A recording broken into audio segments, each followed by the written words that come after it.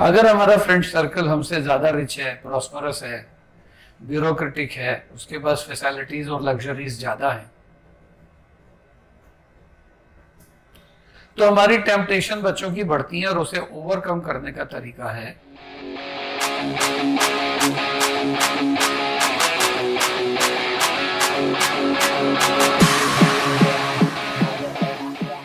Dear members of rosemary family, my countryman, जब हम बात करते हैं फ्रस्ट्रेशन की, टेंशन की, डाउट्स की, कंफ्यूजन की, तो हमारे सामने एक क्वेश्चन आता है कि ये सब स्टेजेस ऑफ माइंड आमतौर से कब से स्टार्ट होती है। तो हम ये कहेंगे जब हमारी इच्छाएं बढ़ने लगती हैं, अपेक्षाएं बढ़ने लगती हैं, मन आलसी, लापरवाह, निकम्मा होने लगता है,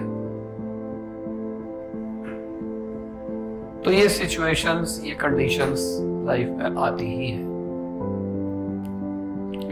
as far as age is concern, तो ये ज्यादातर स्थितियां व्यक्ति की 9, 10, 11, 12 से स्टार्ट होती है। यानी जब हमारा शिशु काल होता है, जब हम एक इन्फेंट होते हैं 1 साल से 2-3 साल तक के, तो इन्फेंट जो हम उस समय हमारी सारी hopes, emotions, sentiments, feelings, relationship mainly focus होता है तो हमारी मदर पर, हमारी ग्रैंड मदर पर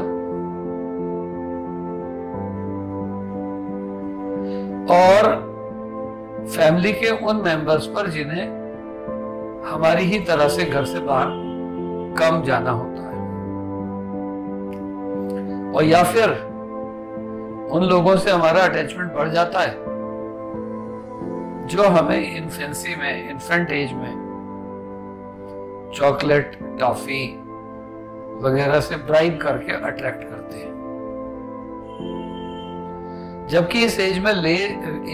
में लव, अफेक्शन,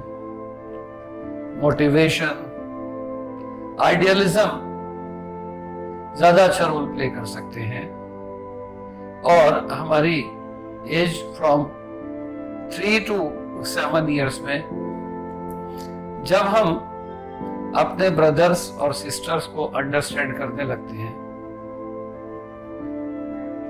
प्ले फ्रेंड्स बनने लगते हैं, अड़ोसी पड़ोसी, तब हमारे पेरेंट्स के अलावा हमें कोई जो दिखाई देता है वो हमारा फ्रेंड सर्कल हमें बहुत अच्छा लगता है। वो फ्रेंड सर्कल कहां से मोटिवेट हो रहा है, इंस्पायर हो रहा है, वो क्या करता है, इसको हम बहुत ज्यादा ध्यान नहीं देते क्योंकि वो हमारी मौज की, खेलने की, खाने की, सोने की, गाने की एज होती है। लेकिन जब कभी उसमें भी हमारी पेट पूजा नहीं हो पाती, उदर पूर्ति नहीं हो पाती, तो हम छोटी छोटी शैतानियां करते हैं, जैसे अपने दोस्तों के टिफिन में से कुछ खा लेना। वो हमारी नीड भी है, हमारी क्यूरियोसिटी भी है, और हमारी नियरनेस या इनोसेंस भी है। Then comes 7 year to 12 years age में हमारे पेरेंट्स, हमारे टीचर्स, हमारे आइडियल्स होते हैं, मॉडल्स होते हैं, रोल मॉडल्स होते हैं, और जो ड्रीम्स वो हमें देते हैं कि तुम बड़े होकर डॉक्टर बनना, बड़े होकर इंजीनियर बनना, बड़े होकर के तुम ब्यूरोक्रेट, IAS बनना, तुम आर्मी में जाना। तो हम भी उसी तरह की फीलिंग्स बनाने लगते हैं। हमारा इंटरेस्ट उसमें होता है जिस पर हमारी मदर ज्यादा ध्यान देती है। हमारे टीचर्स हमें जिस सब्जेक्ट में ज्यादा अप्रिशिएट करते हैं। लेकिन जब हम 9th 10th 11th 12th में आने लगते हैं, जिसे किशोरावस्था कहते हैं, इसके अंदर बायोलॉजिकल चेंज मेल्स और फीमेल्स में जब दोनों में आने लगते हैं, तो उससे कुछ डर, कुछ खौफ, कुछ उन्हें दबाने और कुछ उन्हें एक्सपोज करने की जो चेतना होती है, वो हमें फ्रस्ट्रेशन, कंफ्यूजन, टेंशन में लाती है।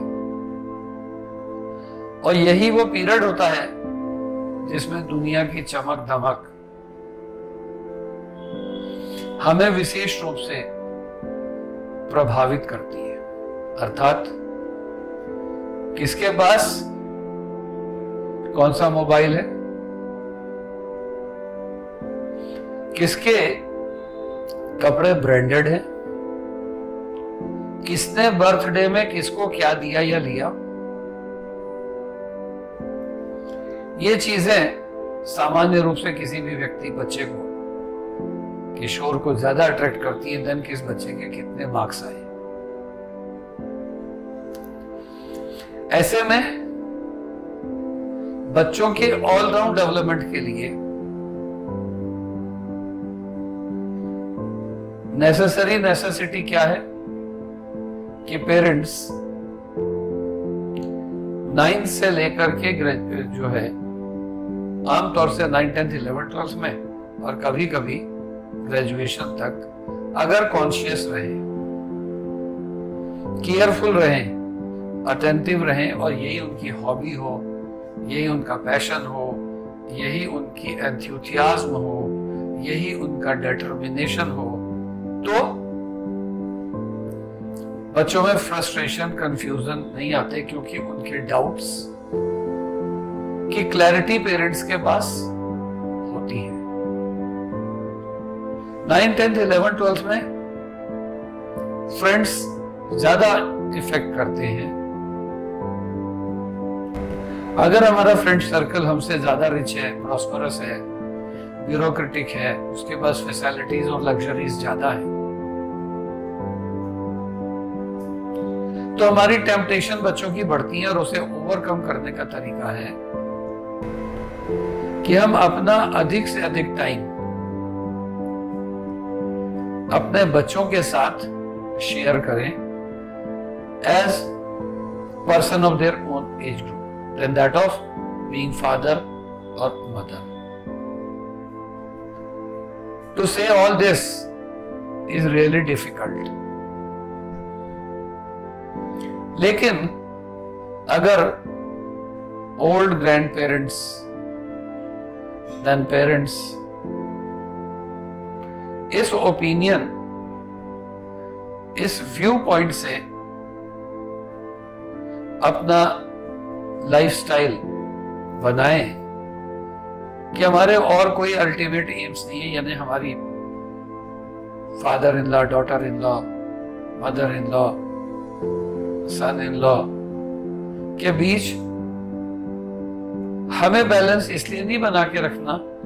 कि उससे एक नॉर्मल लाइफ होती है, क्योंकि नॉर्मल लाइफ हर फैमिली की उसकी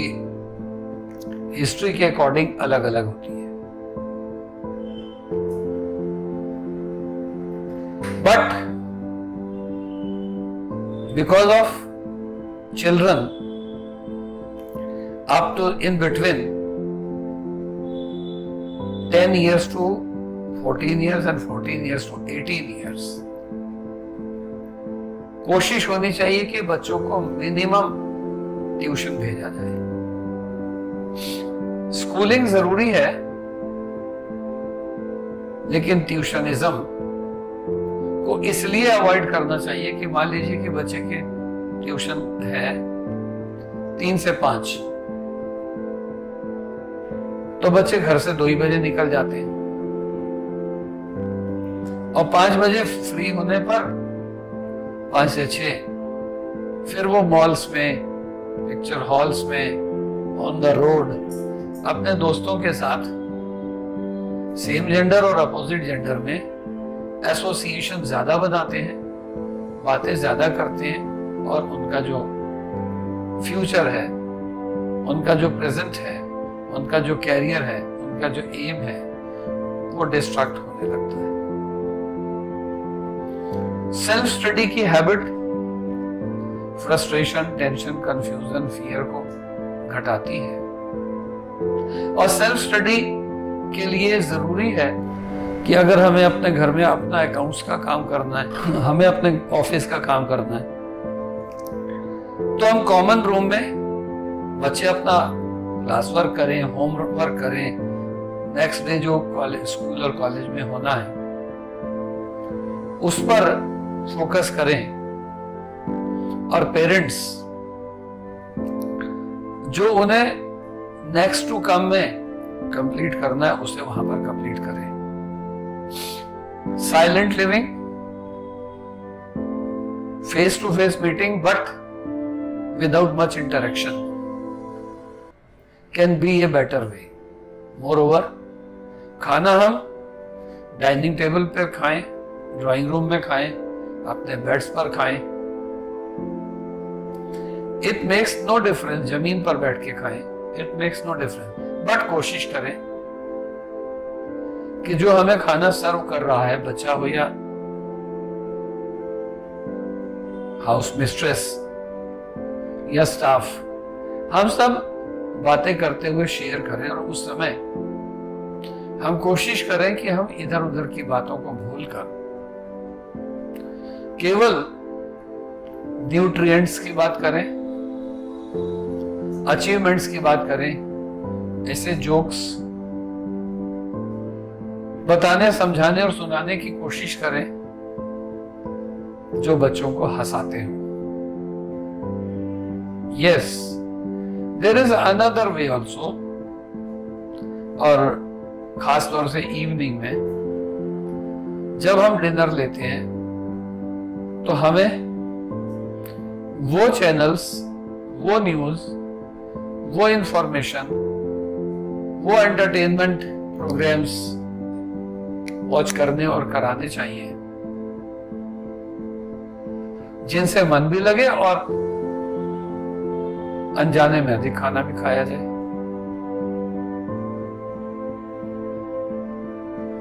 तो this way we can say कि सब लोगों को अपनी डायरी लिखने की एक हैबिट होनी चाहिए। रात को ब्रश करने से पहले, वॉशरूम और टॉयलेट जाने से पहले सभी को यह डिसाइड करना चाहिए कि आज हमने सुबह से लेकर अब तक क्या खोया, क्या पाया, इसे लिखें तो, लिखवाएं तो और चेक भी करें। चेक करने में पेरेंट्स डरते हैं कि उनकी कोई वीकनेसेस, ड्रॉबैक, शॉर्टकमिंग्स बच्चों को पता चलेंगी। वो उन्हें वैसे भी पता होती है। ठीक इसी तरह से बड़ों, कुछ बच्चों की डायरीज इस तरह से चेक नहीं करनी चाहिए कि उनके वीक पॉइंट्स फाइंड आउट करें। संभव हो तो अप्रिशिएट करें जो दिन में हो पाया और एडवाइस करें जो बेस्ट किया जा सकता है, और रात को रोज लिखें, prior preparation prevents poor performance. नींद लाने के लिए हम रात को अपोजिट काउंटिंग भी कर सकते हैं, 100, 99, 98, 97, थोड़ा जोर पड़ता है। ये मैं उसलिए बोल रहा हूं कि किसी को कह दो कि राम नाम कहो, किसी को कह दो जय हनुमान कहो, किसी को कह दो अल्लाह अकबर कहो, हे बादशाह कहो, तो कहेंगे कि हमें स्पिरिचुअलिज्म और धार्मिकता सिखा रहे। आवश्यक है, लेकिन मुंह से दाम हाथ से काम सुबह स्टार्ट कीजिए ना। तो दिस वे 9, 10, 11, 12 के बच्चों में, चाहे मेल्स हो या फीमेल्स, गर्ल्स हो या बॉयज, मैस्कुलिन जेंडर हो या फेमिनिन जेंडर, ये जो एज और जो स्टेज है जिसमें डर, खौफ भी होता है,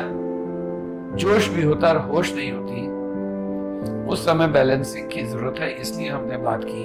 7 साल से 18 साल तक जो भी हमारे संपर्क के लोग हैं उनके साथ हमारी कॉर्डियलिटी, कर्टसी हो। इस तरह से मैं सभी लोगों को मैसेज देना चाहूंगा कि ये सब आप जानते हैं,